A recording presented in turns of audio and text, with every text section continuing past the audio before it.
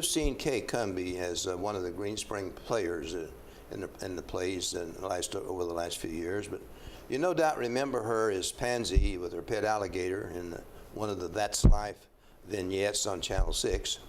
I've been a cameraman on some of those shows and enjoyed her performance very much. So today, let's find out just a little more about Kay Cumbie. Kay, would you tell us about your immediate family? Look at me. Yes, I have 4 children, 1 son and 3 daughters. They are all married and well into their midlife careers by now, unfortunately midlife. But do they all live around here? No, none of them live around here. I have 2 single grandchildren who live in the District of Columbia, but they are just beginning their careers. So. But I have my son lives in Baltimore. I have a son-in-law who teaches at Harvard, and he and his wife commute back and forth from Richmond. I have a daughter who's a vice president for Merck Pharmaceutical, and she has to go wherever Merck has labs, and so she's around the world. I don't know where they are. They're here somewhere. So you really have at least spread out. Yes. All around. Yes. Mm-hmm. You get to see them very often? Not as often as I'd like, but sure. But they try and I try, and so, yeah. Well, tell us about where you were born, a little bit about your background. Okay, my father was an electrical engineer with General Electric, and they were living in Baltimore, and that's where I was born. I learned not too many years ago that anything people can remember before age 5 usually is connected with a trauma of some kind, the birth of a sibling or the death of a grandparent. Well, that was true for me because at age 3, I remember my father coming home from work, saying something to my mother, and they both held each other tight and cried. And I was 3 years old, and so I kept saying, "What's wrong? What's wrong? What's wrong?" And my mother finally said, "Daddy has lost his job." This was the heart of the Great Depression. Mid-30s? The mid-30s? Early 30s, really. And so I said, "Oh, don't worry. I have $100 in the bank. You can have that, and we don't have to worry anymore." However, that turned out to be the beginning of an interesting 10 years of my life. Yeah. So they didn't stay in Baltimore, right? No. The first thing they did was put their furniture in storage and move to my father's ancestral plantation in North Carolina, because my dad said everybody needs farm workers. Well, it turns out that everybody else thought that too, so they didn't need farm workers as much as they used to. And then my dad said, since I'm an electrical engineer, I should be in the industrial north, not the rural south when this depression's over. So we moved in and lived with my mother's family in Schenectady, New York. So that was quite a change for me. But everything that happened to me was in a loving situation. My parents loved each other, and they loved me. And if we had to move 10,000 miles from one place to another, I was okay. There was Mom and Dad still there, and everybody loved me. And of course, back then, moving like that was much different from moving today. Today, it's nothing. I mean, well, that's right. That's right. We're very mobile, but then moving from North Carolina to Schenectady would be a. Now, it's kind of interesting that your dad is from North Carolina and your mother was from Schenectady. Well, how did they meet? Well, my dad's first job out of North Carolina State as an electrical engineer was with General Electric. Yeah. And their headquarters was in Schenectady at that time, and so that's where he was sent. And the young ladies of Schenectady were delighted to know that all these young engineers were coming to town, and so that's how they met. And by the time they actually decided to get married, my dad had been transferred again to Baltimore. Baltimore. And so my mother came down from Schenectady. My father came up from Baltimore, and they met in New York City and got married in the little church around the corner, which stands today. And my youngest daughter lives about 2 blocks from it. So I thought that'd be a good story. What goes around comes around, doesn't it? It does. Well, elementary school, you spent that in Schenectady. I started school in Schenectady, yes. Anything about elementary school that you remember that's Interesting, funny. The interesting thing was that New York State at that time had half semester, or had, 2 semesters, and you could go to school, you could start in the fall or in the winter, and then just continue along on that schedule. And that's what happened to me. But when my dad got it, the Depression was over, and my dad's first job was in Philadelphia, and Pennsylvania didn't have that. So I had to either lose a half year or skip a half year. So I skipped it, and it worked out fine. I didn't have any problems, except that I was always the last kid to get a driver's license or whatever it was, because I was 6 months younger than anybody else. Yeah. So you moved from Schenectady down to Philadelphia? Yes. When was that? Early 40s? No, late 30s. Late 30s? Yeah. Maybe mid-30s, I don't know. I can't remember that far. Okay. But, well, anything happened to you in elementary school that was important to you for the rest of your life? Or you? yes, when I started school in Schenectady, I started to kindergarten, and as we've said, the heart of the Great Depression. And the daughter of my kindergarten teacher was literally starving to death. And so she told the parents of the kindergarten students that if they would pay her $1 a month, she would teach them all elocution lessons. Oh, now what's elocution? Well, speaking. You and I are elocuting right now. We're elocuting. Okay. So my parents scraped and saved till they had $1 a month, and I learned to be on the stage without being afraid. I get nervous, but I'm not afraid of this stage.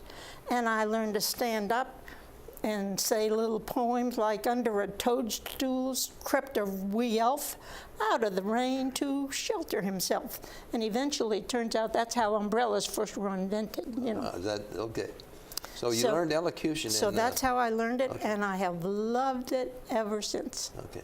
So ever since then, you have participated in plays and whatever. Whatever came along. Whatever in the Depression years, and even the early post-Depression years, plays and things like that were extras, and the school systems didn't have the funds to do that sort of thing. Did you have Christmas plays in elementary school? Not that I remember. Yeah, we had that was the big thing that went on in our elementary school, was to have a Christmas play. But you were in the solid South. Yes. And I wasn't. Yes, Southwest Virginia. It makes a big difference, yeah. It probably does. So what about high school? Anything you... Yeah, well, when I got to high school, as I said, I was the last one to get a driver's license or whatever it was. And we didn't have but so many plays, but whenever I had the opportunity, I participated. And also, little things like you were down in Philadelphia, right? We were in Philadelphia for a while, but the name of the game for my dad was security. Yeah. So in the build-up to World War II, he looked for work with the United States government. Okay. And we came to Washington, and he worked for the Department of the Navy. And so you were in high school here in Washington? Yes, indeed, okay. I was, yeah. And one of the 2 greatest blessings of my life, I think, was having the opportunity to live in and be an adult in the environs of Washington, D.C. It did more for my family and for everybody, all of us, than I ever dreamed. I didn't know it until I look back on it now and realize that. Yeah, those of us from outside D.C. always look at the monuments and so forth here as really something special. Yes. The Smithsonian, and living here, I gather you sort of take it for granted. Well, or did you take it for granted? It grows on you. Yeah. You don't at first take it for granted. I remember my children coming home from school and saying, there's a new kid in my class and his name is so-and-so. And then 2 days later, in the Washington Post, it would say, that same name, senior, is the new Secretary of Labor or whatever it would happen to be. And so government just became part of our lives. Mm-hmm. And one of the special things in my life, I think, in their lives, was that it's against the regulations for a human being to sit on the floor of the House of Representatives in Washington past age 12. After that, you have to sit in the balcony. Oh. So every year, when whatever child was going to turn 12, my husband took the child over to the Capitol and met Fishbait Miller, who was the doorkeeper of the House of Representatives, you may recall. Fishbait Miller. Fishbait Miller. And Fishbait would let that child sit on the floor of the House in session for half an hour or whatever. They thought everybody did that. Everybody in their family sat in the floor of the House when they were turning 12. But opportunities like that are invaluable. Yeah. They really are. I can remember when Washington was on fire after the Martin Luther King stuff, and we lived in Fairfax at the time, and they could stand in the front yard and see smoke rising from their city. That made that a whole lot more personal for them than if they had lived in Ashtabula, Ohio or somewhere. So It certainly does. Now, I assume, did you actually live in Washington, D.C., or did you? we lived there for 1 year, and then my dad felt secure in the government, and so they bought their very first and only house in Silver Spring. But it was close enough to where we lived in Washington that we could have walked if it was a long walk, but we could have. So then I spent the rest of my growing up years in Maryland, went to the University of Maryland, and then got married and moved to Annandale, Virginia in January of 1949. So you went to the University of Maryland? For 2 years, taking pre-nursing. Oh. And I decided I would rather be married than be a nurse, and so... I don't know. There seems to be a lot of nursing during marriage. One way or the other. That's on-the-job training, though. You don't have to go to school for that. I see, okay. Yeah, So you got married, and who'd you marry? I married a Baptist minister, and he was called to be the pastor of the Baptist church in Annandale, Virginia. This rural community. Was it? Yes, very. At that time, the Fruit Growers Association had a headquarters in Alexandria, and they hired farmers from all over the country to come. So those farmers wanted a piece of land where they could grow their own corn, by George, and so forth. So they started in Alexandria, going west to find the first location where they could buy an acre of land. And they did that.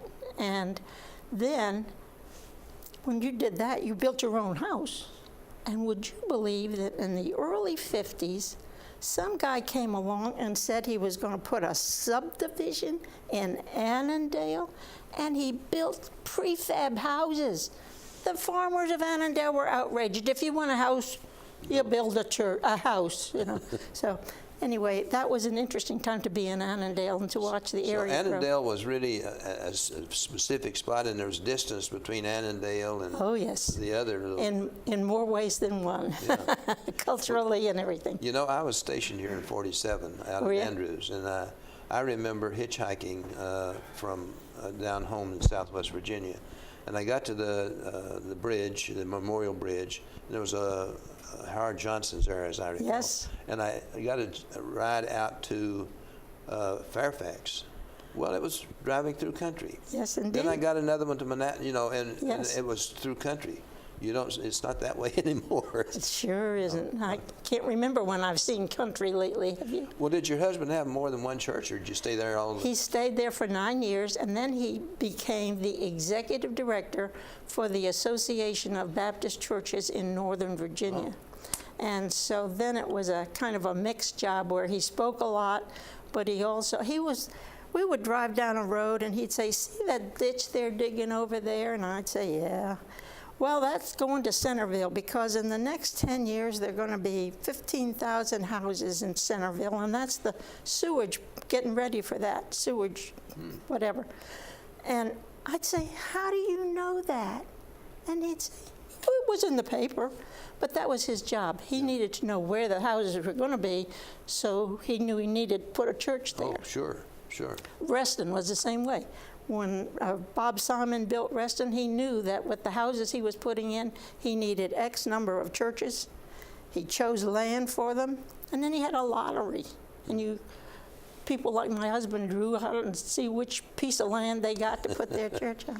Well, as a minister's wife, you must have had, I presume you didn't have any outside job. That's correct. Yeah, so you spent your time Yes. raising your kids and Exactly. also supporting your Exactly. husband in the, what were some of the duties or the responsibilities you had in the church? Well, you know, that sort of comes with your own skills. I have Probably, very yeah. good friends who are ministers' wives who have beautiful singing voices, and that was their focus.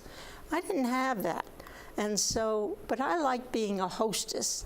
So we had fabulous opportunities to be host and hostess to so many people, especially as time went on. And for instance, I remember a time when a group of Russian Baptists were coming to town and they needed a place to stay. So the first people they always called were the Cumbies. So anyhow, I'd take all the kids out of their beds and put them on sleeping bags and so forth. But we were told that one of those people in that group of Russians was from the KGB. So each kid thought, I bet it's from the one that's in my bed. So for a long time, they all bragged about the fact that there was a KGB spy in their beds. The Russians had Baptist churches. We had Baptist churches in Russia. And at that time, and up until just fairly recently, Soviet Union is what we're talking about. yes, Yeah. they were allowed one church per big city. Oh. One Baptist church. Well, they put the Baptists together with the Pentecostals, and I really don't know about the other faith groups. Yeah. That's what I knew. Yeah. And so, yeah. So you don't know if they get allowed in one Methodist church? I don't know. I suspect there were probably three. There was probably a Catholic church and then the Pentecostal Baptist church, and I don't know what else. But I wasn't aware of that. yeah, and we went to Russia at one point, and it was incredible. The place was packed, and the people were standing 3 deep all around the walls. It was only one church. And every once in a while, I was sitting on the platform, not knowing a word of what was happening because I don't speak Russian. And every once in a while, somebody who was sitting down would stand up and let somebody who was standing sit down for the next part of the service. It was an amazing thing to watch, it really was. And well, so how long did you spend in Russia? About a week or two? a month. A month? Yeah. Oh. So you got to really see a lot? You know what? All of our travels, and we had lots of wonderful travels in our later years, we got to be with the people. Mm-hmm. That was the way we got into the country, and that was what we were doing there. And sometimes we'd get home and think, oh my gosh, we never went to Rome. We saw all these parts of Italy, and we got to see the people. Sometimes, depending what the situation was that we were there, they would put on little vignettes about what kind of a wedding service would there be in the Bahamas for the Baptists or whatever, you know. So that's what I liked. I would think that might be more important to really get. It is to me. You really got involved with the Yes. people then Yeah. of Russia who were in the Baptist church, of course. And so you learned a lot more about what was going on, perhaps, than Yes. anyone Yes. who would just visit. And that's what I sites. care about is people. Yeah. And I can look on TV and see the Vatican, Yeah. and I don't need to go, but Yeah. I need to be with the people to get to know them. I remember one time we had two East Germans at our house, and so I was serving dinner, and I thought I was serving a really nice dinner with corn on the cob and everything, and I didn't know that in Europe they didn't eat corn hardly at all, and especially not on the cob. But one of my kids was studying German, and she heard the two Germans talking together about, she must think we're pigs, we must think we're swine, she's serving us corn on the cob. And he had no idea that one of those crazy little kids sitting across the table from him knew German and knew exactly what he was saying. But And all of our pigs here at Green Spring was having corn on the cob on the 4th. Huh? I know. All right. Well, we got to move on, I guess. But your early interest in the stage and your elocution lessons, how did that help you as being a minister's wife? Well, I guess it's just because you have to empathize with the character in a play, and you have to empathize with the people on in the pews. Sure. You want to know their story. I'm still sitting at the tables at Greenspring, and the first thing I say is, "Where did you go to high school?" Because that tells so much about who you are. Where did you go to high school? I don't care where you were born, but where did you go to high school? That tells me a lot of things. Well, it does, because that's when you really begin to form into a... Those are formative years, Yeah, yes. So, Well, you decided you wanted to be a clown, but that happened after your kids left, huh? yes, when the last one And left. that had nothing to do with church, huh? No. Well, sort of it did. No, did it? The last child went off to school, and about that time, which was the 1975, yeah, 1980? late 70s, Northern Virginia Community College taught a course in clowning. And so there were a number of church leaders that just for fun took that class, and then they created a group of Christian clowns and taught us what they had learned. And that was a lot of fun to be a Christian clown going. Again, I emphasized with the people, and I realized how many children are afraid of clowns and don't even, they turn around and hide their heads in mommy's lap or something. So I created a program where I started out just dressed like I am, and whatever that was at the time, and gradually, step by step, became a clown. And each time I changed, put on a little makeup or a red nose or a wig or whatever it was, I would say, "Listen, is my voice the same?" And they would say yes. And I'd say, "Then is it me?" "Yeah." And at the end, they all discovered that clowns are people. Oh. What a surprise. Maybe we had a picture there of Kay here as a clown? We've gotten that already? Good, okay. Okay. And it's true that children will talk to a clown like they don't talk to people when they hurt. Do we have anything interesting here on the table? One of the things I got along the way was a teddy bear puppet, because kids like teddy bears. And I had several little children who would knock on my door and say, "I need to talk to Paw Paw." And they would come in and tell Paw Paw all their problems and troubles. And Paw Paw would listen and say, and not say much, but just they got it off their chests. And they thought they were talking to the bear? As far as they were concerned, Paw Paw heard them and cared. And you weren't trying to be a ventriloquist? Huh? Oh, gosh, no. No, I never worried about that kind of problem. But anyhow, it's interesting what children will do. What's your other little... Well, clowns have to do all kinds of things. One of them is to walk in a parade. Now, picture this. Your feet are this big. Yeah. You've got 50 pounds of clothes and makeup and so forth on. And you're walking at a pretty good clip in a parade. So how do you interact with the people along the way? So sometimes you'd go up and offer, Thank you. Oh, thank you. And then I'd reach in my pocket, get another straw, put it on, and do that to somebody else along the way. So it's fun to... And our little figure here, So that's when I finished clown school, I had to have a signature piece. And so mine was, I pushed a baby carriage on, and there's a big sign on it that said, "The most beautiful baby." And I would push it around and I'd say, "Would you like to see the most beautiful baby?" And everybody could hardly wait, and it looked just like me. So anyway.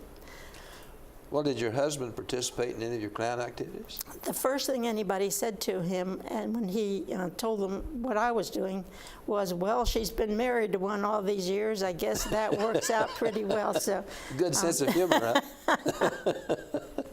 So anyway, basically he didn't, although he enabled some of the churches and stuff that churches are always looking for programs. Yeah. And so to have the Christian clowns come on with clowning with a Christian emphasis. Oh. Was good. So you participated in church activities Oh, yeah. as a clown. Oh, yeah, And- right. Uh-huh. and what other kind of activities did you get involved in as a clown? You talking about parades or Going to hospitals. the hospitals? Oh, That's heartbreaking. It's Yeah. because you don't go to the old ladies' ward, you go to the children's ward. yeah. And I've told this before, you possibly have heard it, but I went in one room and there was a little guy, no hair, just laying there. And I went over to the bed and spoke to him. And he started to tell me how bad it would hurt so bad. And his mommy cried when she saw him and all these things. And you pretty much knew he had cancer because his hair was all gone and so forth.